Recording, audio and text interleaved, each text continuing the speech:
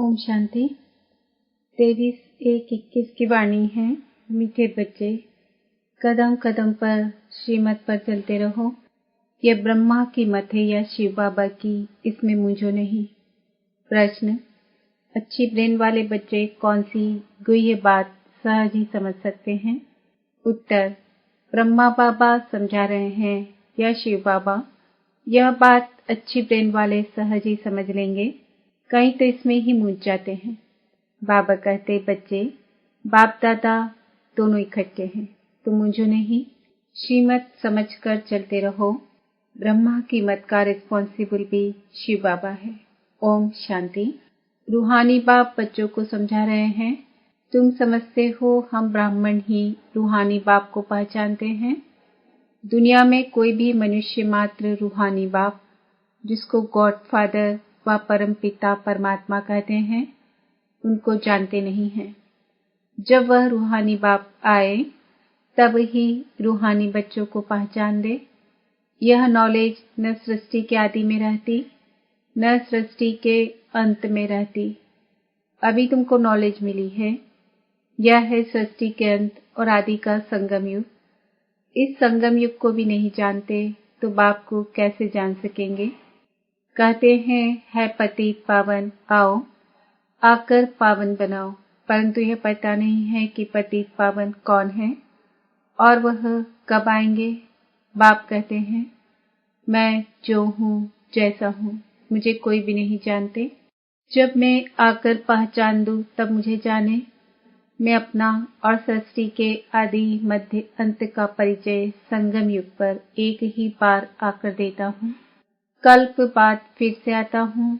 तुमको जो समझाता हूँ वह फिर प्रायः लोप हो जाता है। सतयुग से लेकर कलयुग अंत तक कोई भी मनुष्य मात्र मुझ परम पिता परमात्मा को नहीं जानते हैं, न ब्रह्मा विष्णु शंकर को जानते। मुझे मनुष्य ही पुकारते हैं। ब्रह्मा विष्णु शंकर थोड़े ही पुकारते हैं।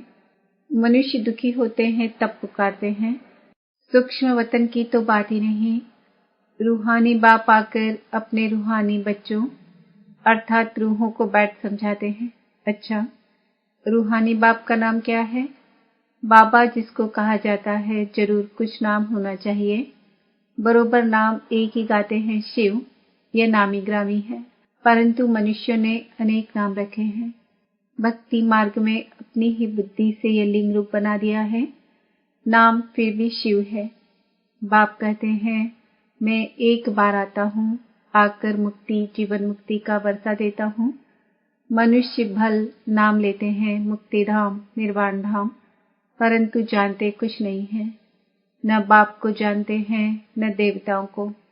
यह किसको भी पता नहीं है बाप भारत में आकर कैसे राजधानी स्थापन करते हैं। शास्त्रों में भी ऐसी कोई बात नहीं है। परम पिता परमात्मा कैसे आकर आदि सनातन देवी देवता धर्म की स्थापना करते हैं। ऐसे नहीं सतयुग में देवताओं को ज्ञान था जो गुम हो गया, नहीं। अगर देवताओं में भी यह ज्ञान होता तो चलता आता। इस्लामी बौद्धि आदि जो हैं उन्हों का ज्ञान चलता आता है।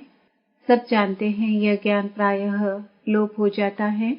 मैं जब आता हूँ तो जो आत्माएं पतित बन राज्य गंवा बैठी हैं, उन्हों को आकर फिर पावन बनाता हूँ। भारत में राज्य था, फिर गंवाया कैसे है वह भी किसको पता नहीं। इसलिए बाप कहते हैं, बच्चों की कितनी तुच्छ बुद्धि बन गई है। मैं बच्चों को यह ज्ञान दे प्रारब्ध देता हूँ, फिर सभी भूल जाते हैं। कैसे बाप आया, कैसे बच्चों को शिक्षा दी, वह सब भूल जाते हैं। यह भी ड्रामा में नूद है। बच्चों को विचार सागर मंथन करने की बड़ी बुद्धि चाहिए। बाप कहते हैं, यह जो शास्त्र आदि तुम पढ़ते आए हो, यह सतयुग त्रेता में नहीं पढ़ते थे, वहां थे ही नहीं। तुम यह नॉलेज भूल जाते हो। फिर गीता आदि शास्त्र कहाँ से आया? जिन्होंने गीता सुनकर यह पद पाया है वह नहीं जानते तो और फिर कैसे जान सकते? देवताएं भी जान नहीं सकते। हम मनुष्य से देवता कैसे बने? वह पुरुषार्थ का पाठ ही बंद हो गया। तुम्हारी प्रारब्ध शुरू हो गई, वहां यह नॉलेज हो कैसे सकती? बाप समझाते हैं यह नॉलेज तुमको फिर से मिल रही है। कल पहले मिसल तुमको राजयोग सिखलाए प्रारब्ध दी जाती है, फिर वहां तो दुर्गति है नहीं, तो ज्ञान की बात भी नहीं उठ सकती। ज्ञान है ही सद्गति पाने के लिए, वह देने वाला एक बाप है। सद्गति और दुर्गति का अक्षर यहाँ से निकलता है। सद्गति को भारतवासी ही पाते हैं। समझते हैं हेवनली गॉड फादर ने हेवन रचा था, कब रचा यह कुछ भी पता नहीं। शास्त्रों में लाखों वर्ष लिख दिया है। बाप कहते हैं बच्चों तुमको फिर से नॉलेज देता हूँ। फिर ये नॉलेज खलास हो जाती है तो भक्ति शुरू होती है। आधा कल्प है ज्ञान, आधा कल्प है भक्ति, यह भी कोई नहीं जानते हैं। सतयुग की आई हुई लाखों वर्ष दे दी है, तो मालूम कैसे पड़े। 5000 वर्ष की बात भी भूल गए हैं, तो लाखों वर्ष की बात कैसे जान सके, कुछ भी समझते नहीं। बाप कितना सहज समझाते हैं। कल्प की आयु 5000 वर्ष है, युग ही 4 है, चारों का इक्वल टाइम 1250 वर्ष है। ब्राह्मणों का यह मिडगेट युग है, बहुत छोटा है उन 4 युगों से। तो बाप भिन्न भिन्न रीति से नई नई पॉइंट सहज रीति बच्चों को समझाते रहते हैं। धारणा तुमको करनी है, मेहनत तुमको करनी है। ड्रामानुसार जो समझाता आया हूँ वह पाठ चला आता है। जो बताने का था वही आज बता रहा हूँ। इमर्ज होता रहता है, तुम सुनते जाते हो। तुमको ही धारण करना और कराना है।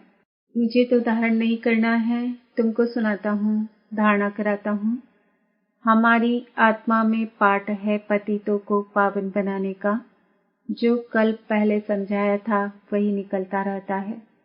मैं पहले से जानता नहीं था कि क्या सुनाऊंगा। भल इनकी सोल विचार सागर मंथन करती हूँ। यह विचार सागर मंथन कर सुनाते हैं या बाबा सुनाते हैं। यह बड़ी गुह्य बातें हैं, इसमें ब्रेन बड़ी अच्छी चाहिए। जो सर्विस में तत्पर होंगे उनको ही विचार सागर मंथन चलता होगा। वास्तव में कन्याएं बंधन मुक्त होती है। वह इस रूहानी पढ़ाई में लग जाए, बंधन तो कोई है नहीं। कुमारियां अच्छा उठा सकती है, उनको है ही पढ़ना और पढ़ाना। उनको कमाई करने की दरकार नहीं है। कुमारी अगर अच्छी रीति से यह नॉलेज समझ जाए तो सबसे अच्छी है। सेंसिबल होगी तो बस इस रूहानी कमाई में लग जाएगी। कहीं तो शौक से लौकिक पढ़ाई पढ़ती रहती है। समझाया जाता है इससे कोई फायदा नहीं। तुम ये रूहानी पढ़ाई पढ़कर सर्विस में लग जाओ। वह पढ़ाई तो कोई काम की नहीं है। पढ़कर चले जाते हैं गृहस्थ व्यवहार में, गृहस्थी माताएं बन जाती है। कन्याओं को तो इस नॉलेज में लग जाना चाहिए। कदम कदम श्रीमत पर चल धारणा में लग जाना है। मम्मा शुरू से आई और फिर इस पढ़ाई में लग गई। कितनी कुमारियां तो गुम हो गई। कुमारियों को अच्छा चांस है। श्रीमत पर चले तो बहुत फर्स्ट क्लास हो जाए। यह श्रीमत है व ब्रह्मा की मत है, इसमें ही मौज पड़ते हैं। फिर भी यह पापा का रथ है ना, इनसे कुछ भूल हो जाए, तुम श्रीमत पर चलते रहेंगे तो वह आपे ही ठीक कर देंगे। श्रीमत मिलेगी भी इन द्वारा। सदैव समझना चाहिए श्रीमत मिलती है, फिर कुछ भी हो रिस्पॉन्सिबल खुद है। इनसे कुछ हो जाता है, बाबा कहते हैं मैं रिस्पॉन्सिबल हूँ।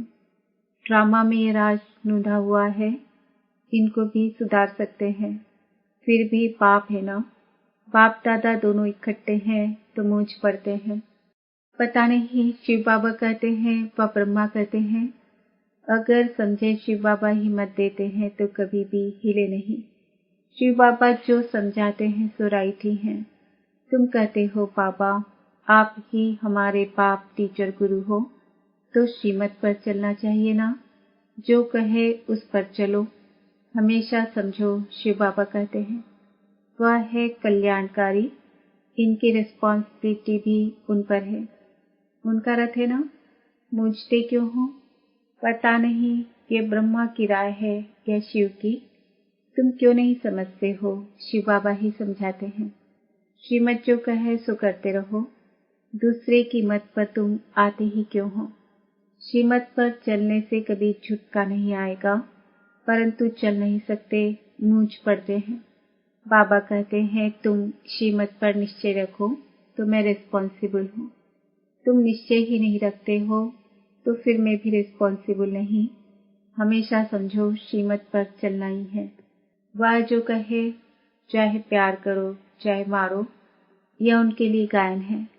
इसमें लात आदि मारने की तो बात नहीं है, परंतु किसको निश्चय बैठना ही बड़ा मुश्किल है। निश्चय पूरा बैठ जाए तो कर्मातीत अवस्था हो जाए, लेकिन वह अवस्था आने में भी टाइम चाहिए। वह होगी अंत में। इसमें निश्चय बड़ा अडोल चाहिए। शिव बाबा से तो कभी कोई भूल हो ना सके, इनसे हो सकती है। ये दोनों हैं इकट्ठे, परंतु तुमको निश्चय भी रखना है। शिव बाबा समझाते हैं, उस पर हमको चलना पड़े। तो बाबा की श्रीमत समझकर चलते चलो, तो उल्टा भी सुलटा हो जाएगा। कहाँ मिसअंडरस्टैंडिंग भी हो जाती है। शिव बाबा और ब्रह्मा बाबा की मुरली को भी बड़ा अच्छी रीति समझना है। बाबा ने कहा, वैष्णव कहा, ऐसे नहीं कि ब्रह्मा बोलते ही नहीं है, परंतु बाबा ने समझाया है। अच्छा समझो, ये ब्रह्मा कुछ नहीं जानते, शिव बाबा ही सब कुछ सुनाते हैं। शिव बाबा के रथ को स्नान कराता हूँ, शिव बाबा के भंडारे की सर्विस करता हूँ। यह याद रहे तो भी बहुत अच्छा है। शिव बाबा की याद में रहते कुछ भी करें तो बहुतों से तीखे जा सकते हैं। मुख्य बात है ही शिव बाबा की याद की। अल्फोर बे, बाकी है डिटेल। बाप जो समझाते हैं उस पर अटेंशन देना है। बाप ही पतित पावन ज्ञान का सागर है ना। ब्राह्मणों को ही पावन बनाते हैं, शूद्रों को पावन नहीं बनाते। ये सब बातें कोई भागवत आदि में नहीं है। थोड़े थोड़े अक्षर हैं। मनुष्यों को तो यह भी पता नहीं है कि राधे कृष्ण ही लक्ष्मी नारायण हैं, मूंझ जाते हैं। देवताएं तो हैं ही सूर्यवंशी चंद्रवंशी। लक्ष्मी नारायण की डिनास्टी, सीताराम की डिनास्टी। बाप कहते हैं भारतवासी स्वेट चिल्ड्रन याद करो। लाखों वर्ष की तो बात ही नहीं है, कल की बात है। तुमको राज्य दिया था, इतना अथाह धन दौलत दिया। बाप ने सारे विश्व का तुमको मालिक बनाया और कोई घंटे नहीं। फिर तुमको क्या हुआ? विद्वान आचार्य पंडित कोई भी इन बातों को नहीं जानते। बाप ही कहते हैं, अरे भारतवासियों, तुमको राज्य भाग्य दिया था ना। तुम भी कहेंगे शिव बाबा कहते हैं इतना तुमको धन दिया, फिर तुमने कहाँ गवा दिया। बाप का वर्षा कितना जबरदस्त है। बाप ही पूछते हैं ना। वह बाप चला जाता है तो मित्र संबंधी पूछते हैं, बाप ने तुमको इतने पैसे दिए, सब कहाँ गवाए। यह तो बेहद का बाप है। बाप ने कौड़ी से हीरे जैसा बनाया, इतना राज्य दिया, फिर पैसा कहाँ गया। तुम क्या जवाब देंगे? किसको भी समझ में नहीं आता है।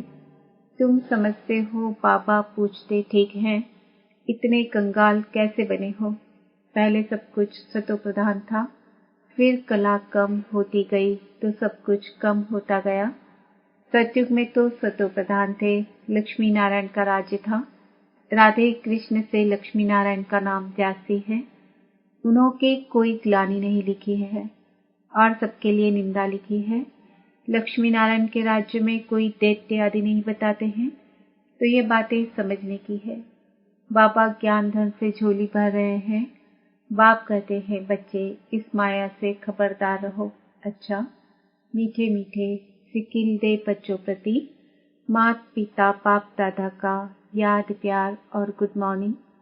रूहानी बाप की रूहानी बच्चों को नमस्ते। हम रूहानी बच्चों की रूहानी बाप दादा को याद प्यार गुड मॉर्निंग नमस्ते ओम शांति। धारणा के लिए मुख्य सार, सेंसिबलपन सच्ची सेवा में लग जाना है।